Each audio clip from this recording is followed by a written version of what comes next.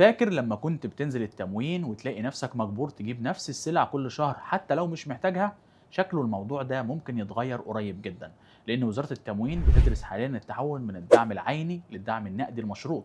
يعني بدل ما تاخد سكر وزيت ومكرونة بكميات محددة، هيتحط لك مبلغ دعم على كارت التموين وتشتري بيه اللي انت عاوزه من أكتر من 80 سلعة مختلفة، وحتى من السلاسل التجارية الكبيرة لأول مرة.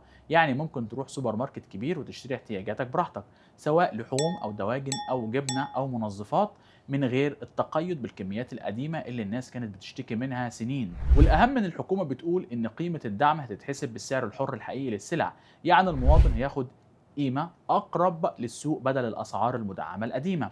مثلا بدل ما المواطن ياخد زيت وسكر بسعر مدعم، هيتحسب له سعرهم الحقيقي ويتحط له المبلغ في المحفظة الإلكترونية الخاصة بيه بكارت التموين. وكمان فيه تغيير ضخم بيتم دراسته بخصوص العيش. دلوقتي المواطن بياخد 5 أرغفة يوميا ويدفع 20 قرش للرغيف، لكن في النظام الجديد ممكن ياخد القيمة الفعلية لرغيف العيش نفسها، واللي بتقرب من جنيه ونص للرغيف. يعني لو موفر حصته ممكن يستفيد بمبلغ أكبر بكتير من نقاط الخبز الحقيقية.